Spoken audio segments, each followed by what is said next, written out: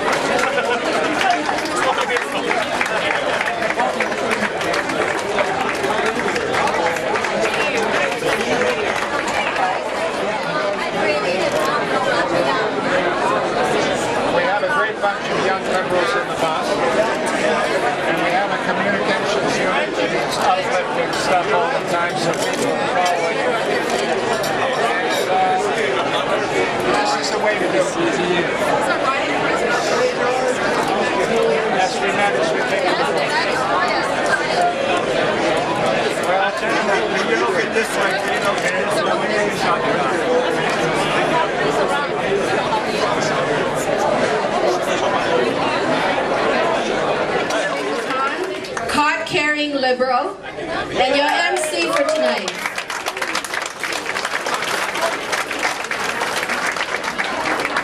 Welcome, Mr.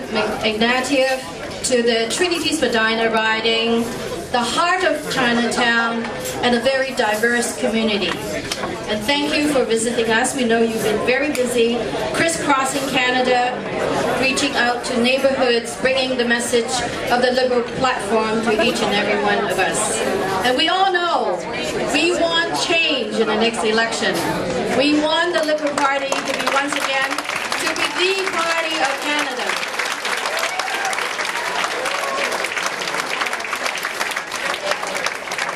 Now, I would like all of you to rise for the national anthem, and I would like to welcome Mr. James McLean, well-known tenor, who lives in this riding, a staunch Liberal, I must say, and thrilled to sing "O Canada" for us. James.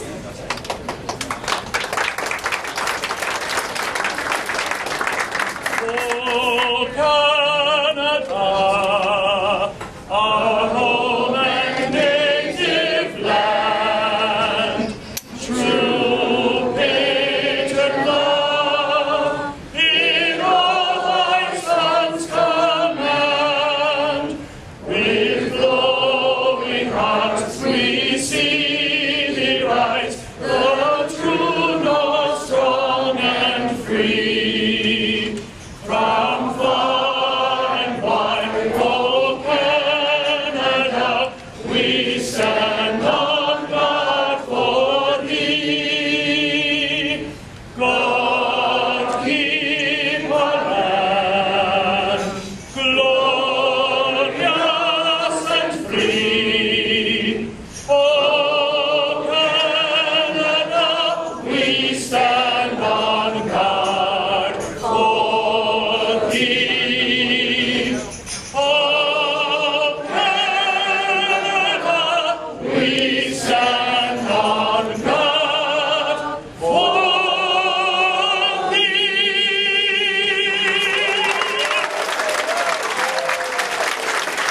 Isn't that wonderful? Thank you, James. Thank you so much.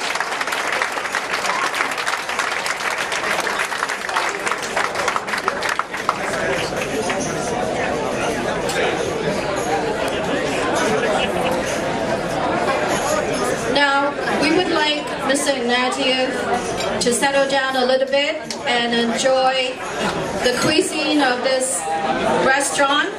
And before we will introduce him to bring the Liberal platform to all of you.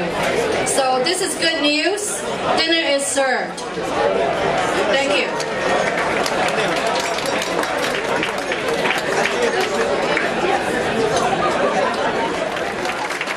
We have over 300 of you coming out. I know all of you are busy, but this is a very special night where he is coming to Trinity Spadina and visiting all of us. And I would like to take this opportunity to also acknowledge some of the Liberal MPs that's been on the bus and here tonight. And if your name is called, please stand up and be recognized. Miss Carolyn Bennett, St. Paul's Riding. John McCullum, Markham Univille. Ken Dryden, York Centre.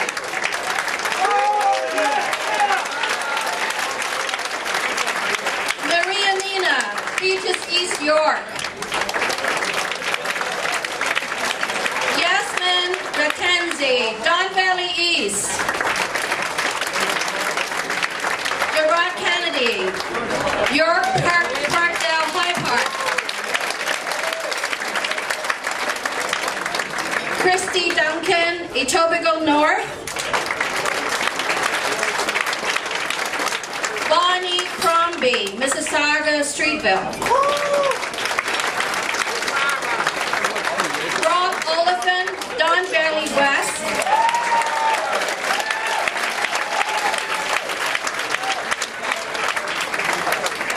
And of course our former Metro Chair, Ellen Tongs, York Southwestern. And we also have a Liberal candidate from Thornhill, Karen Mock.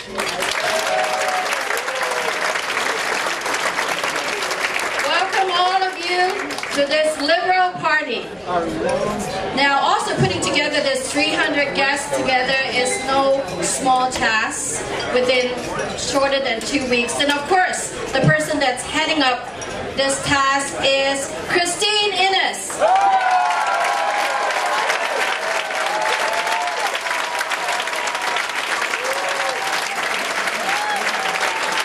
Liberal candidate of Trinity Spadina.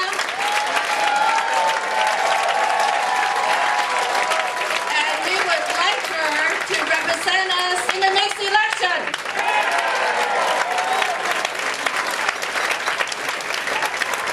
And of course, behind her, there are lots of people that helped to put it together. And of course, Julia Matus, President of Trinity Spadina Riding, President. Julia. Mary Gagliardi. Mary didn't sleep for days. Just trying to put all the work. Mary, stand up. Be recognized.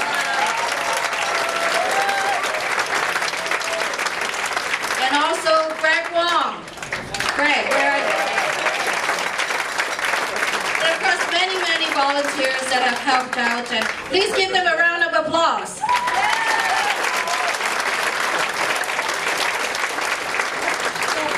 Now, I would like to introduce Christine Innes, our Liberal candidate, who would come up and say a few words and also introduce the leader to us. Thank you. Christine?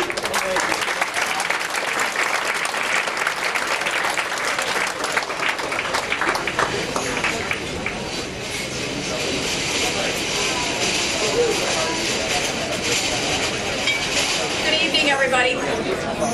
Thank you very much for joining us tonight. I'm really honored and I'm delighted that we're all here to support our leader, Michael Ignatieff, the next Prime Minister of Canada.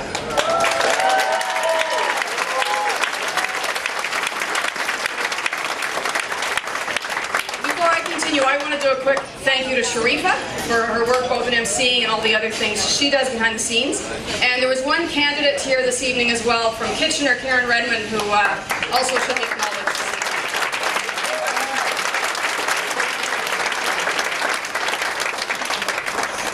Good evening, and thank you all for joining us to welcome the Liberal Express. Many of you have heard me joke, a bit tirelessly, but all roads lead to Trinity Spadina.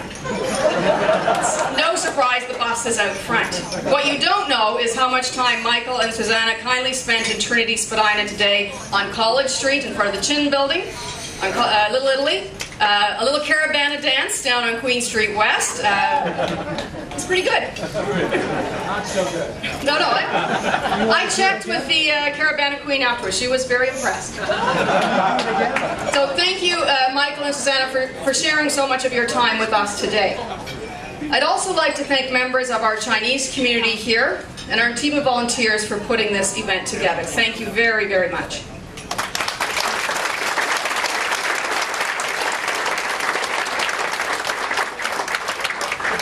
Trinity Spadina has it all. We have Chinatown, Little Italy, Portugal Village, 3 major universities, top hospitals, medical innovation, the heart of Canada's arts community, the financial hub of the country, Carabana, and that great agricultural tradition, the Royal Winter Fair.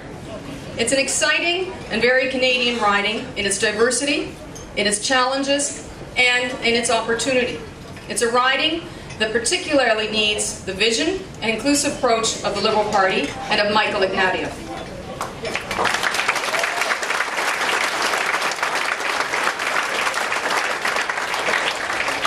The challenge of being in opposition is making the case for change. In the case of Stephen Harper's Conservatives, it's getting easier. The flip side, though, is showing why the Liberal Party is the right choice for government. In Trinity Spadina, we have a choice between the NDP, a party of protest, rhetoric, and opportunism, and ourselves, a party of vision, experience, and competence. Trinity Spadina deserves a representative who can answer, not just ask questions, and someone who understands that more is achieved by consensus than by creating division. There is clearly a need for change. There's a need for the Liberal Party and a need for Michael Ignatieff. A leader with unique and varied experience that can lead Canada to a much better and brighter future.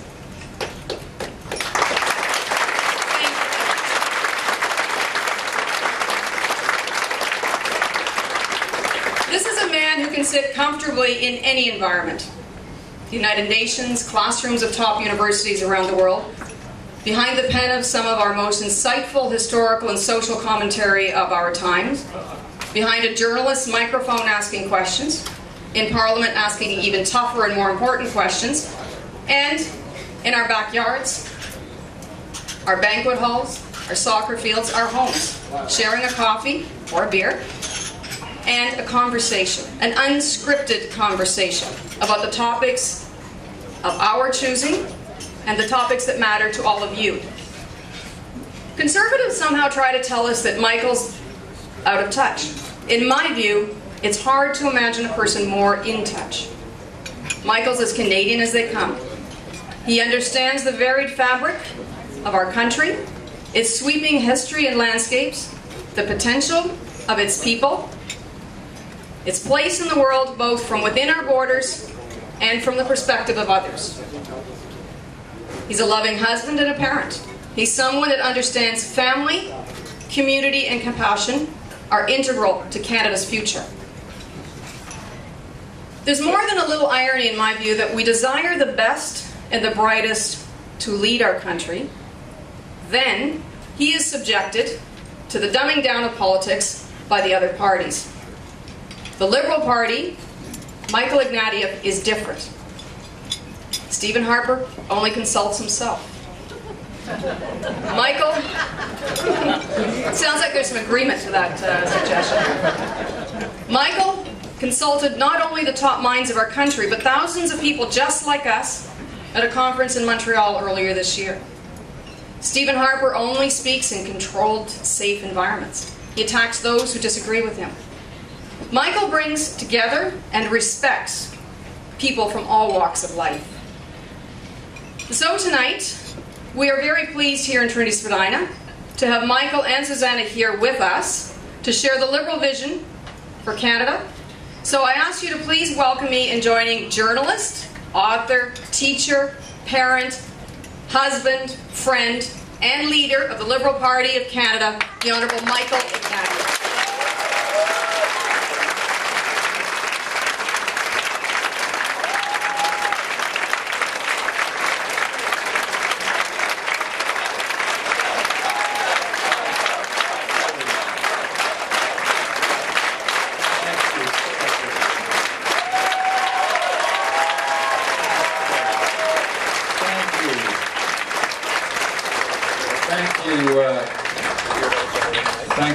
Thank you so much, Christine.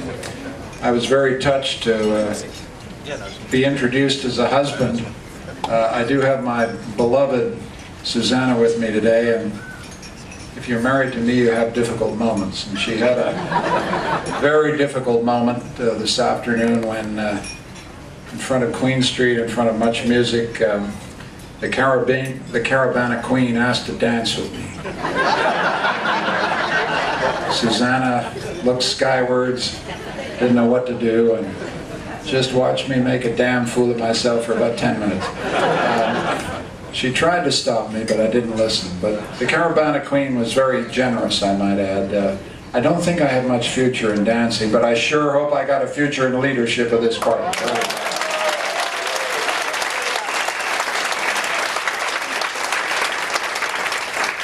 I want to say that there are many things that unite us tonight. Our love of our party, our love of our country, and our love of Chinese food. I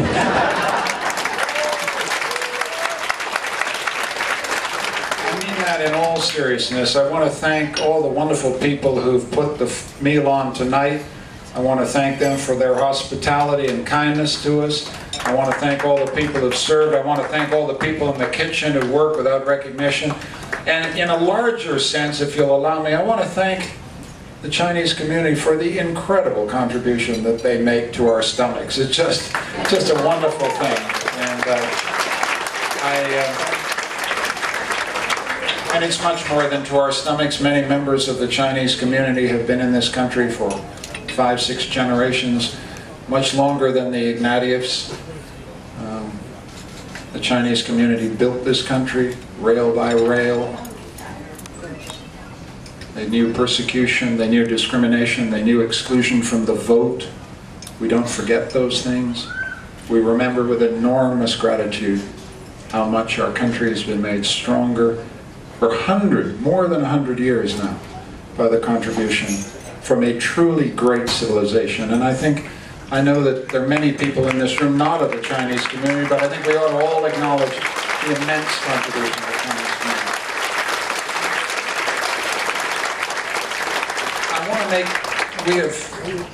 We have paid tributes to some of the great members of my Liberal team, our Liberal team. In some contrast to Mr. Harper, I know about team sports. I like team sports.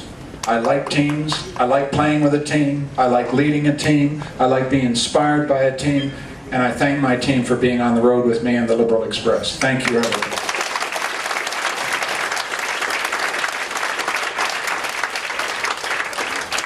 But I did want to pay special tribute for just a minute to some of the leaders of the Chinese community. I was privileged to be seated beside a man who commands the universal respect not only of the Chinese community, but of every Canadian, Hugh Zhang, and I just want to single his enormous role.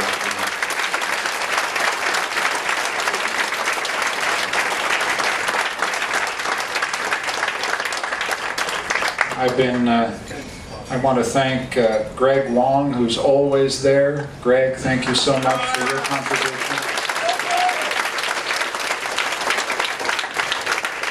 I want to thank Alice and Bob Long, who've just been telling me about their recent holiday. It made me feel kind of, just for a second, that I wanted to get off the Liberal Express. Because it sounded like such fun, but we salute your contribution to the public life of our country. Thank you both. Thank you both so much. I want to thank, obviously, Sharifa Khan for keeping this show on the rails here. Thank you, Sharifa. But I also want to thank Ping Tan, who's here, and thank him for his leadership and his role. We ought to salute these leaders of the Chinese community in Canada.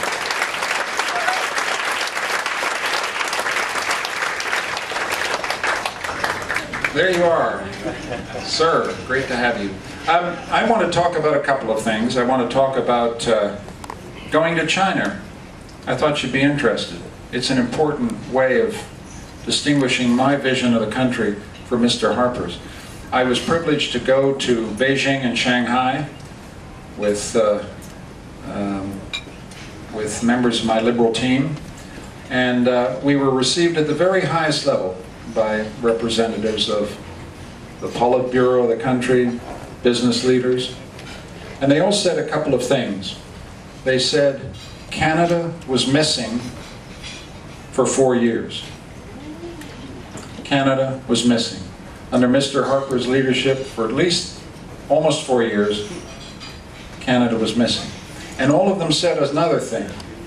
They said the person in Canada who understood China best, who worked hardest to build bridges between Canada and China, who came back again and again, who invested his personal prestige and his personal authority in that relationship and built it into something really strong, was Prime Minister Jean Chrétien. Everywhere I went.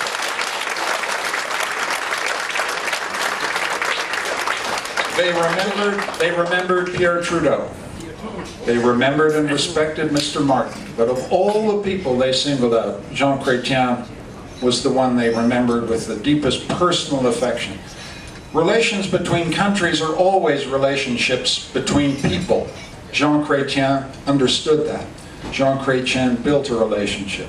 That's the kind of relationship I would like to build with China if I have the privilege to be chosen to be the Prime Minister of the country. We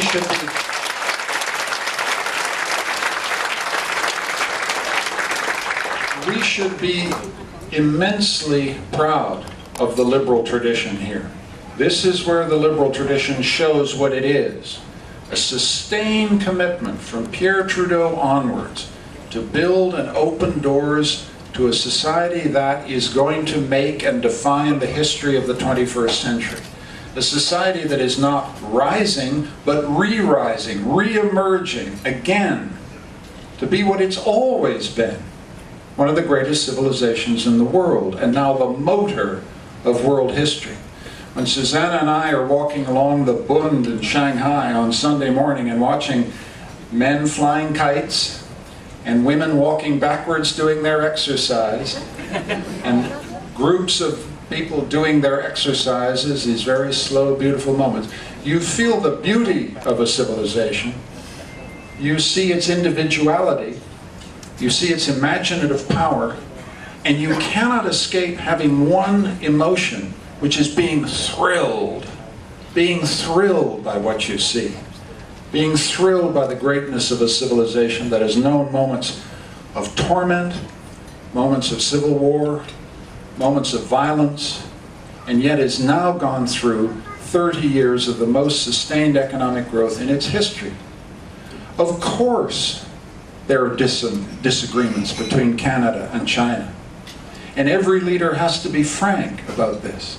Our party is not only the party of opening doors to China, we are also the party of the Charter of Rights and Freedoms. We have a deep affection and understanding of the importance of individual rights, religious freedom, language freedom, cultural freedom. We have a deep understanding of how important it is to bring minorities in, to rule with fairness and justice across vast spaces. We have many things that we understand in Canada, of which we have great pride, and there's no point pulling our punches. We should be direct. We should be frank. We're a small country compared to China in terms of population. The entire population of Canada could fit into one Chinese city. And they often tell you that, just so you don't forget. And why shouldn't they? But we can be proud of being Canadian. We can be forthright. I had very forthright discussions with senior Chinese leadership. I said, on my bus, I didn't say that because it hadn't quite happened, but on my bus, there are 4 25-year-olds who are uplifting every speech of mine, including all my mistakes, onto the internet. All the pictures go up on the internet. They can be seen in China. They can be seen around the world. That's the world we live in. The Liberal Express is not just traveling across Canada, it's traveling across the world, because that's the world we live in. No politics is purely national. Nobody can be kept within the confines of any particular country anymore. This is a lesson China must understand. This is a lesson that is simply one of the facts of life. So when I talked to Chinese leadership, I said that very clearly to them. Internet censorship has no future. You can try, but it won't work. Guess what? They disagree. That's what happens between friends who speak frankly. They disagree. I said what I thought. They said, you don't understand our history. You don't understand how divisive, how conflict-ridden our history has been. You have to understand how difficult it is to govern over 1 billion people. So the conversation was very direct. It was very frank. But it was based on friendship. It was based on respect. And it was based on a sense that there is so much that we can do together. It was based on something which we all understand in this room probably better than any other room in Canada. The bridges between Canada and China are in this room. The mastery of the language and civilizations of China are in this room. It gives us an enormous advantage as a country that we have bridges who are our fellow citizens. People who live in the Canadian reality, the Chinese reality, go back and forth under the bridges to create an extremely bright future.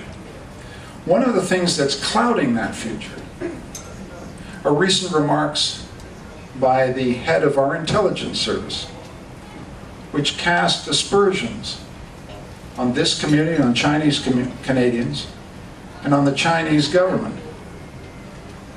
This is not the way to build a productive relationship. Some of those remarks were repeated again today by a Conservative Member of Parliament. This is not helpful. We have to build a relationship based on directness, on frankness, and casting aspersion, casting suspicion on any community, as the head of Canadian intelligence recently did, does no good in Canada, definitely does no good in China. So we have a lot of work to do as Liberals to rebuild one of the crucial relationships that will define our future. Every Canadian knows where history is going to be made in the 21st century. It's going to be made in Asia. We are an Asia-Pacific country. We have to understand that. Sometimes people understand that better in Vancouver than they do in Toronto. But everybody in this room understands.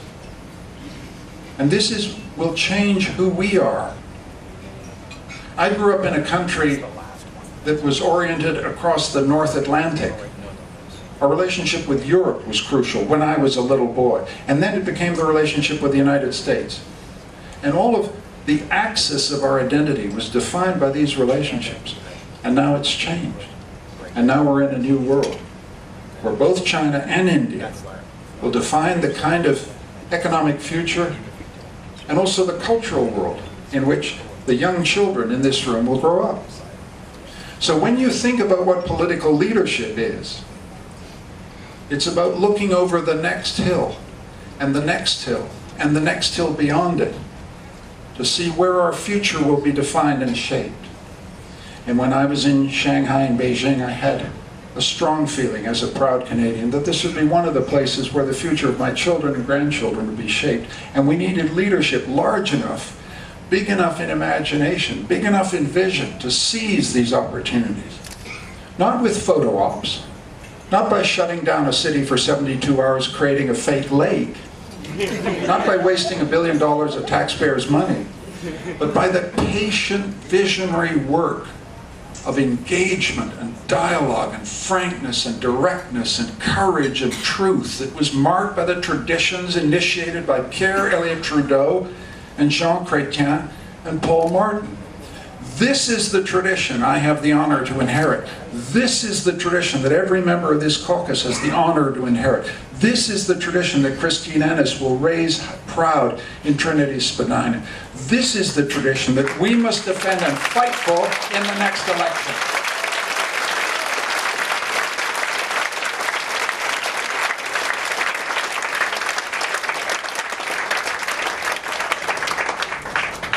And we are faced with a government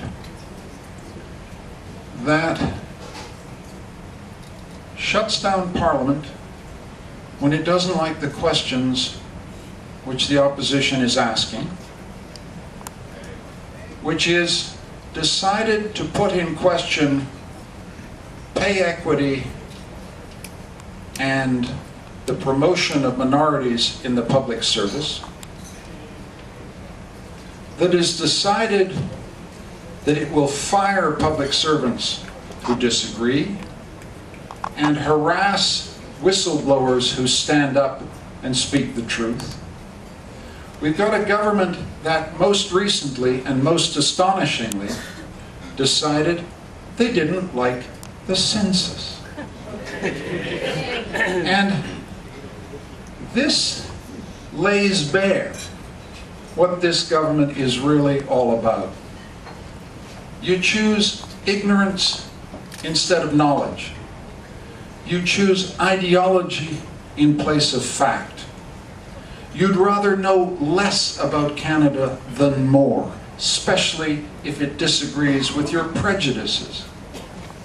You'd want to get government out of almost everything. The way to do that is to make Canadians believe there are no problems in Canada. One of the ways you do that is you don't ask Canadians any questions anymore. So you no longer know who's unemployed, who's a single-parent family, who can't get access to services in the language of their choice. If you stop asking census questions, you stop knowing what a government is for.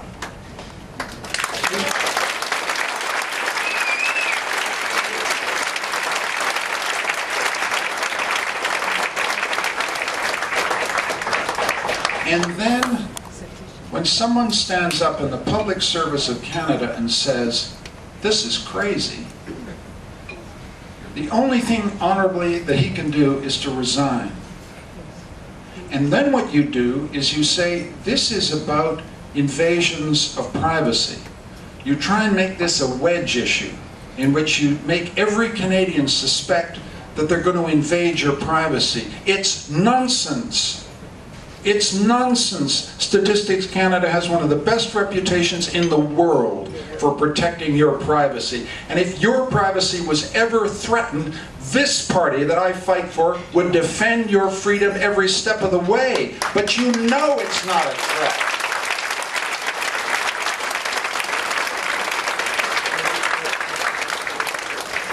So this is what you get when a government chooses ideology instead of reason, chooses division instead of unity, chooses manipulation instead of persuasion. Persuasion is important to me.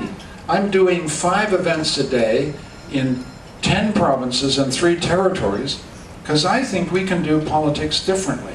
I'm trying to talk to you, whether you're liberals or not liberals, as fellow citizens who deserve straight answers to straight questions, who have to be persuaded to vote for us. We're not going to vote for us simply because they used to vote for us, because they like the color red. No, because they want to believe in a better vision of Canada, where every Canadian child has early learning and childcare if they need it, where every Canadian child gets an equal opportunity to share in the Canadian dream, and no Canadian child is excluded from the promise of Canadian hope and happiness, where every Canadian gets access to a good quality education.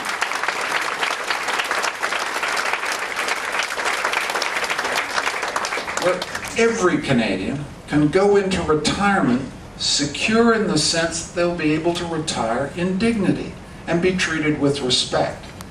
And a Canada where when you go overseas, when you travel abroad with your passport, the people who greet you are happy to see you because they think Canada is the greatest country in the world.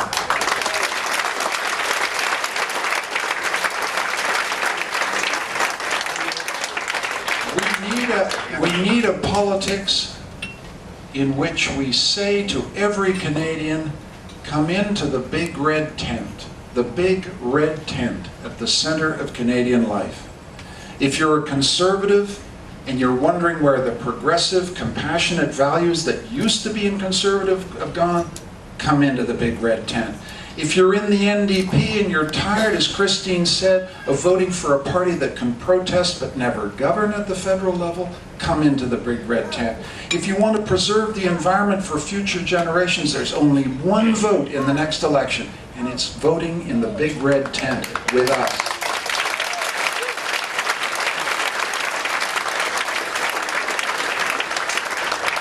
And if you want a party that believes in fiscal responsibility, that will not shut down a city, will not waste $1.3 billion on a photo opportunity, will not throw away money on a $17 billion fighter jet whose use has not been proved and whose necessity has not been demonstrated.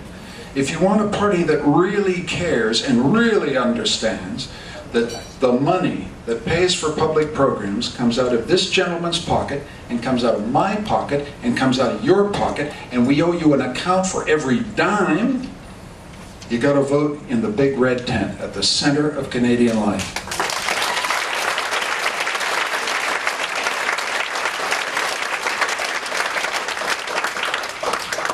So I'm getting started, and I want to talk for another 2 hours, but you'll be very relieved to know that my wife is here. She prevents the worst from happening. And so I want to say, again, repeat just a few things here. Christine Innes is a wonderful candidate, a committed, devoted,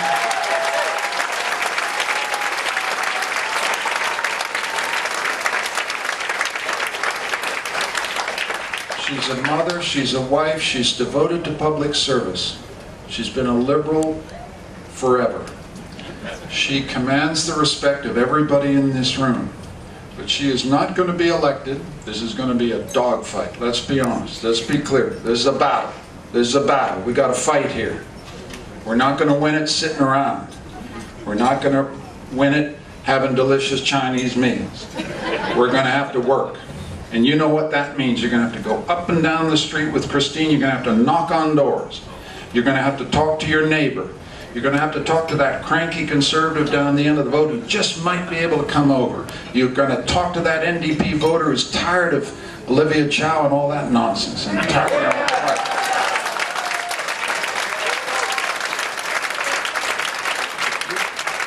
talk about the politics of persuasion, but we've got to have the politics of hard work, and we've got to have the politics of preaching to the unconverted.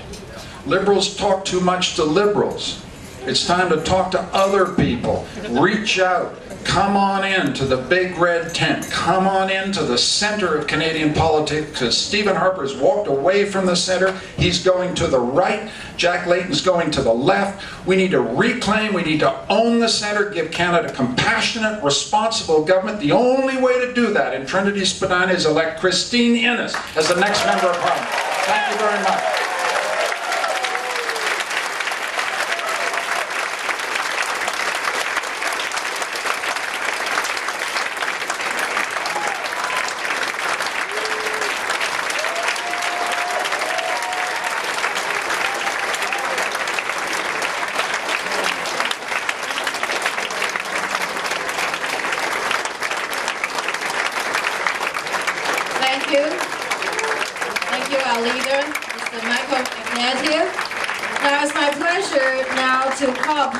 Mr. Husing, our community leader, who will be coming up here to make a special presentation to Mr. Michael Ignatieff. And I would like to call on the stage also Bob Wong, Mr. Herbert Jang, and Francis Yuen.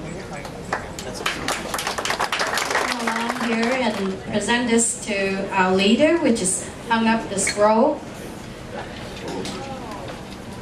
here. And the Chinese lighting.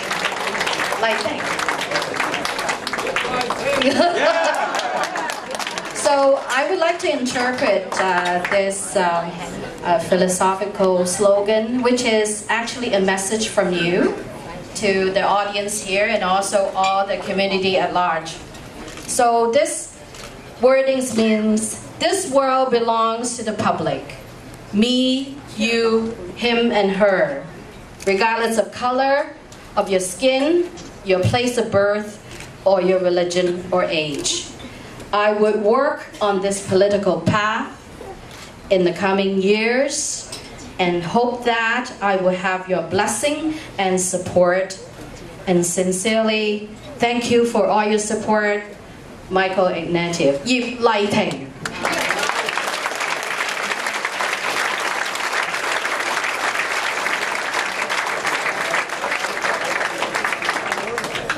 All I'd like to say is that Yip Lai Ting would like to thank you from the bottom of his heart. Thank you so much. Now, Mr. Hughes Ng is going also to present you with this beautiful red Chinese jacket and wishing you the best of luck. And of course, red is a lucky color in the Chinese tradition. And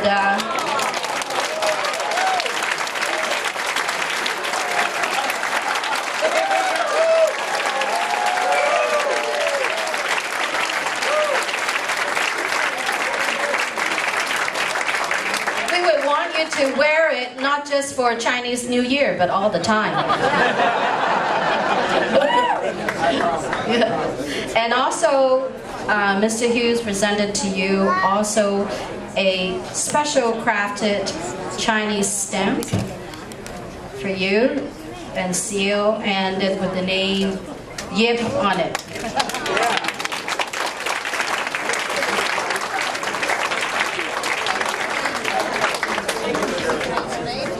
Take a picture. Christine.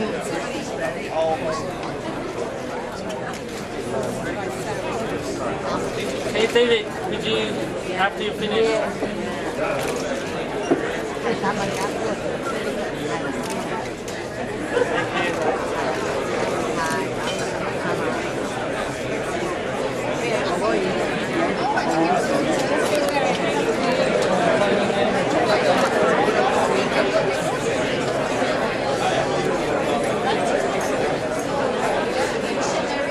Where you have an opportunity to meet and greet him, and also he will be able to answer any questions that you have. And he's wearing the jacket to go around.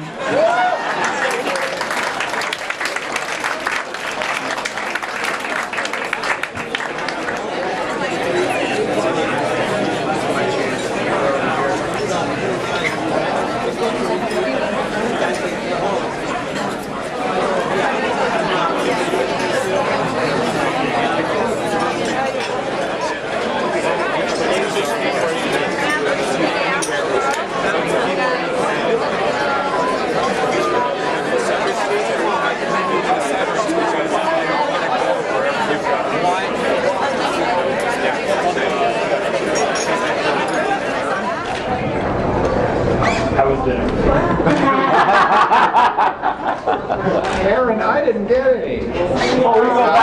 I got a little soup. I'm not complaining, but I can tell you there's a particular form of torment usually not experienced by anybody else but a politician. In this great restaurant, I kept looking at food that I could not eat, and that other people were eating that I wanted to eat. You feel my pain, I'm sure. But that's. We'll welcome you back for dinner. Yeah, we'll feed you next okay, time. There's wonderful food. Who was the young girl? Who was the young liberal? Hey, Eric, questions? Yeah. Sure. Yeah. Do you have any follow-up comments to what you alluded to in your speech about Rob Anders and his comments about earlier? I'm not going to dignify those with extended comment, but according to what has been reported, it's a remark that's not helpful, let's put it that way, to good relations between China and Canada. I'll just leave it at that. I've already made comments about the remarks by the CSIS director.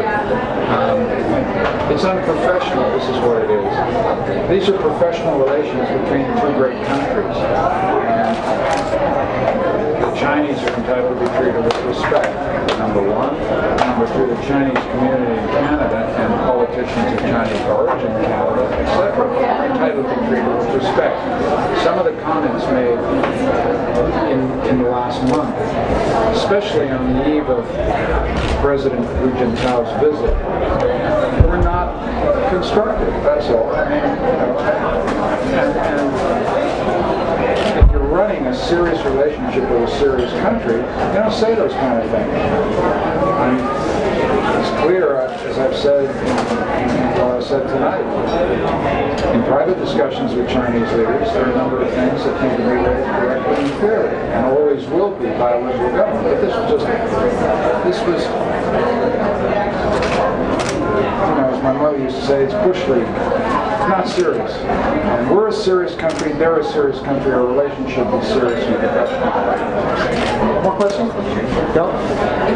Your popularity is not really high. What do you think is the reason behind that, and what do you like to make up?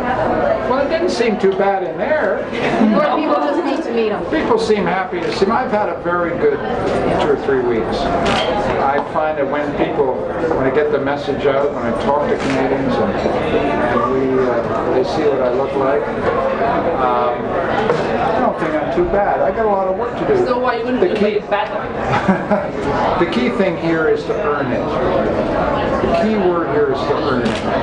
To persuade Canadians that there's a better alternative to Stephen Harper. I think there is. The Liberal Party believes there is. The people in that room believe there is. And that's what we have to persuade Canadians. The word persuasion is very important. To persuade people one by one. Every time you shake a hand, every time you meet somebody, you're trying to persuade them there's a better alternative. That's my job. That's what I'm doing. And I'm having a very good time doing it. So thank you. Okay, thank you very much. Thank you.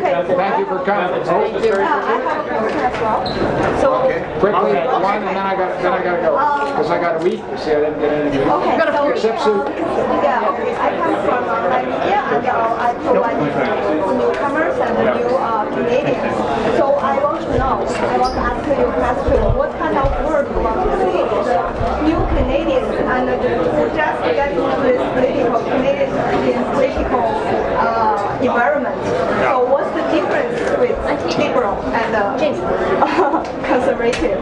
So what kind of work? I think the most important thing of all is not actually the difference between liberals and conservatives. I believe that there is a clear difference. Much more important than that for newcomers is that newcomers believe in our political system and that they participate and vote.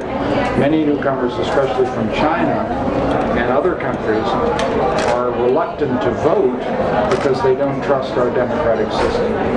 So what I'm saying is, I'd like you to vote for me, but whatever you do, vote, participate, join a political party, come to a meeting.